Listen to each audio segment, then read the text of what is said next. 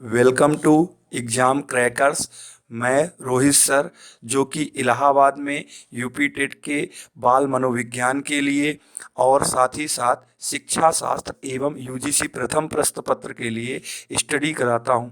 आज मैं आपके सामने अभी हाल ही में 19 दिसंबर को हुए यूपी टेट के बाल मनोविज्ञान के प्रश्नों को सॉल्व करने जा रहा हूं। अगर ये वीडियो आपको अच्छा लगे तो इसे लाइव और सब्सक्राइब को बाल मनोविज्ञान के द्वितीय भाग में, जिसमें यूपी टेट का 16वां प्रश्न है, विकासात्मक कार्य के प्रत्यय के प्रतिपादक थे। इसमें आपका ऑप्शन नंबर 2 सही है, हैविंग हर्स्ट, जिन्होंने विकासात्मक कार्य के प्रतिपादन के लिए कॉन्सेप्ट दिया हुआ है। इसमें होता क्या है इस प्रश्न में कि अगर किसी भी व्यक्ति का विकास प्रक्रिया होती है तो वह कुछ संप्रत्ययों, कुछ क्रमिक विशेषताओं के आधार पर संचालित होता रहता है, जिसके प्रतिपादक हैविंग हर्स्ट महोदय हैं। अगला प्रश्न है, सृजनशीलता की पहचान हेतु किसने सृजनात्मक चिंतन परीक्षण का निर्माण किया? तो सृजनशीलता के लिए टोरेंस महोदय ने परीक्षण का निर्माण किया। टोरेंस, जो सृजनशीलता के जनक भी माने जाते हैं, उन्होंने क्रिएटिव थिंकिंग टेस्ट का निर्माण किया है, जिसके आधार पर उनका सृजनशीलता चिंतन परीक्षण हो गया है। अगला प्रश्न है, जिसमें है थार्नडाइक का सिद्धांत निम्नलिखित में से कौन सी श्रेणी में आता है? थार्नडाइक, जो एक बहुत ही प्रसिद्ध व्यवहारवादी थे, जिन्होंने अपने बिल्ली के ऊपर किए गए रिसर्च के कारण ही अधिगम के परिक्षेत्रों में बहुत ही प्रसिद्धि प्राप्त की। थार्नडाइक ने व्यवहारात्मक सिद्धांत का प्रतिपादन किया है, जो प्रश्न का पहला उत्तर है, व्यवहारात्मक सिद्धांत। थार्नडाइक ने व्यवहारवादी सिद्धांत में यह स्वीकार किया है कि किसी भी बालक के अधिगम की प्रक्रिया में कभी भी जब भी किसी उद्दीपक तथा अनुक्रिया का संबंध होता है, तो उद्दीपक तथा अनुक्रिया के संबंध होने पर अधिगम की प्रक्रिया उतनी ही अच्छी हो जाती है। अगला प्रश्न है, सीखने के वक्र किसके सूचक होते हैं? अधिगम की प्रक्रिया में सीखने का जो वक्र होता है, सीखने की प्रक्रिया में जो कर्वलाइन बनती है, वो उसके प्रगति की सूचक होती है। सीखने की प्रक्रिया के प्रगति की सूचक होती है। क्यों? क्योंकि अधिगम की प्रक्रिया में अधिगम की मात्रा तथा अधिगम के में लिए गए समय के आधार पर जब उसकी सांख्यिकी विवेचना की जाती है, तो उसमें अधिगम का वक्र निर्मित होता है। अधिगम वक्र 4 प्रकार के होते हैं। सबसे पहला सरल वक्र रेखा, दूसरा होता है उन्नतोदर वक्र रेखा, तीसरा होता है नतोदर वक्र रेखा, चौथा होता है मिश्रित वक्र रेखा। जब कभी भी अधिगम में समय की वृद्धि के साथ साथ अधिगम की मात्रा एक समानुपाती दर में बढ़ती रहे, तो वो सरल वक्र रेखा हो जाती है। अधिगम की समय में वृद्धि के साथ साथ मात्रा पहले बढ़े फिर घट जाए, जो कभी कभी पठार में भी परिवर्तित हो सकती है, उसे उन्नतोदर वक्र रेखा कहते हैं। जब कभी भी अधिगम में समय की वृद्धि के साथ साथ अधिगम की मात्रा दिन प्रतिदिन बढ़ती ही केवल जाए, उसे नतोदर वक्र रेखा कहते हैं। और जब कभी भी अधिगम में समय की वृद्धि के साथ साथ कभी भी अधिगम की मात्रा घट या बढ़ जाती है, तो उसे ही मिश्रित वक्र रेखा कहा जाता है। इसलिए वक्र रेखा मुख्य रूप से प्रगति की सूचक होती है। अगला प्रश्न है, व्यक्तित्व का सामाजिक अधिगम सिद्धांत किसने दिया? व्यक्तित्व का सामाजिक अधिगम सिद्धांत बंडूरा और वाल्टर का है। बंडूरा और वाल्टर ने सामाजिक अधिगम प्रक्रिया के अंतर्गत किसी भी बालक के व्यक्तित्व की पहचान की, और किसी भी बालक के व्यक्तित्व की पहचान करने के पश्चात इन्होंने उन तत्वों को स्वीकार किया। उन तत्वों को स्वीकार करने के पश्चात इन्होंने सामाजिक अधिगम सिद्धांत दिया हुआ है। अगला प्रश्न है, मिरर ड्राइंग परीक्षण। मिरर ड्राइंग परीक्षण ये अधिगम का एक परीक्षण है, जिसके आधार पर किसी भी व्यक्ति का ने कितने समय में कितना सीखा हुआ है, उसमें किसी भी शीशे पर कुछ छाया चित्र प्रतिबिंबित करके अधिगम की पहचान की जाती है। अगला प्रश्न है केंद्रीय प्रवृत्ति का माप। केंद्रीय प्रवृत्ति एक ऐसी प्रवृत्ति होती है जिसमें ढेर सारे दिए गए आंकड़ों को जब हम किसी एक आंकड़ों के मान के रूप में विस्थापित कर देते हैं तो वो केंद्रीय प्रवृत्ति की मापें होती हैं। केंद्रीय प्रवृत्ति की जो मापें होती हैं उसमें मीन, मीडियन, मोड मतलब माध्य, माध्यिका और बहुलांक होता है।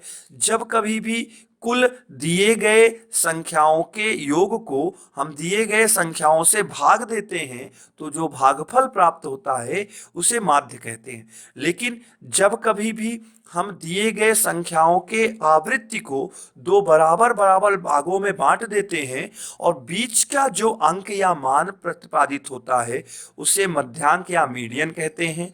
तथा जब कभी भी दिए गए आंकड़ों पर जो भी आवृत्ति प्रचलित होती है उसे ही बहुलांक कहा जाता है।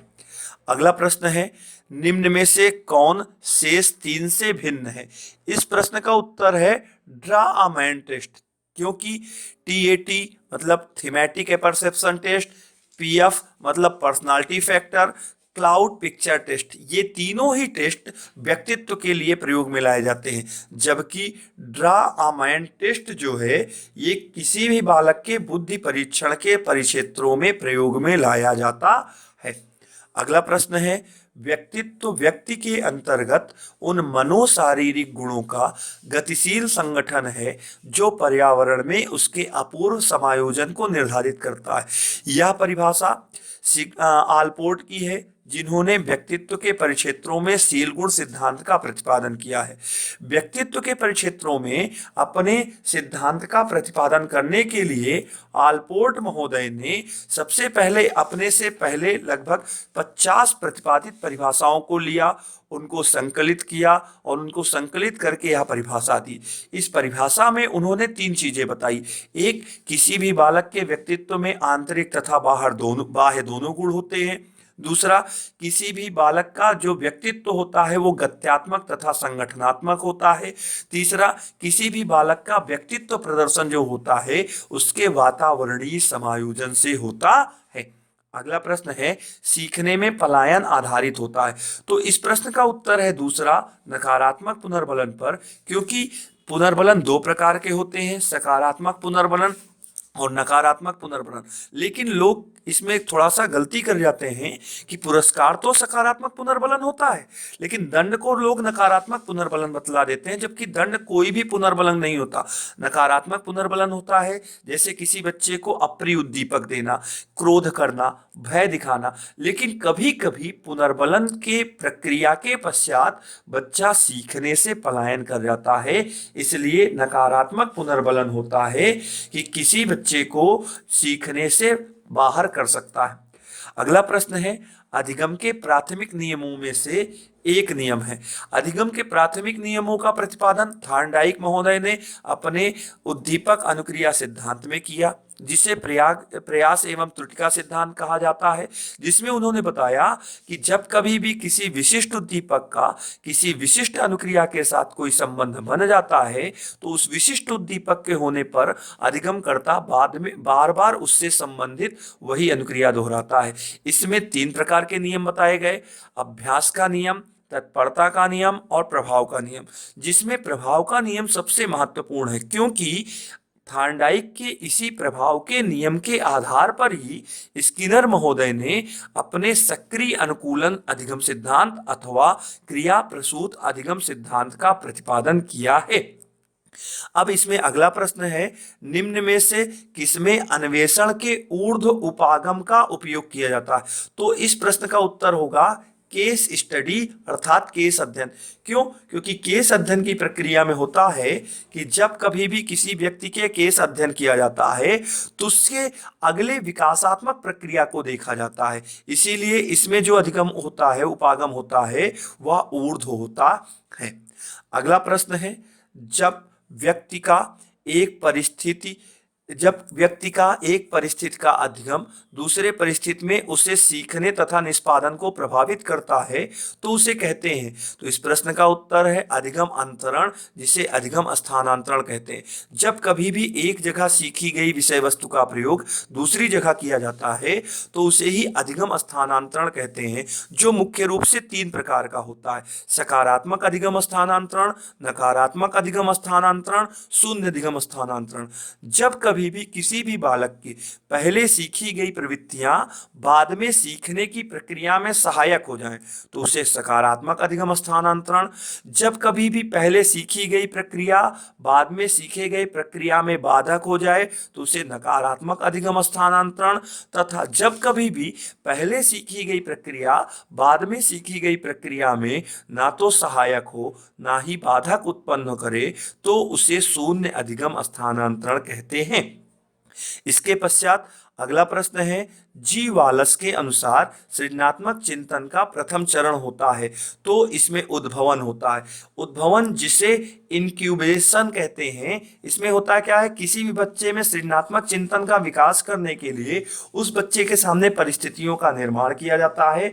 उन्हीं परिस्थितियों के निर्माण के पश्चात किसी भी बालक में सृजनात्मक चिंतन का विकास होता है। और सबसे अंत में है प्रश्न है कि ने प्रयत्न व भूल के सिद्धांत का प्रतिपादन किया। तो अधिगम के प्रत्यय में थार्नडाइक ने प्रयत्न एवं भूल, जिसका मुख्य नाम है उद्दीपक अनुक्रिया सिद्धांत, का प्रतिपादन किया। थार्नडाइक ने इसमें बतलाया कि जब कभी भी किसी विशिष्ट उद्दीपक के प्रस्तुत होने पर किसी विशिष्ट अनुक्रिया से उसका संबंध बन जाता है तो उस उद्दीपक के प्रस्तुत होने पर बार बार अधिगम करता उससे संबंधित वही अनुक्रिया करता है। अगर हमारा यह वीडियो आपको अच्छा लगा हो तो उसे लाइक करें, और अगर इस वीडियो पर आपका कोई सुझाव हो तो उसे कमेंट के द्वारा प्रस्तुत करें, जिससे हम आगे के लिए इस पर और अच्छा कार्य कर सकें। धन्यवाद।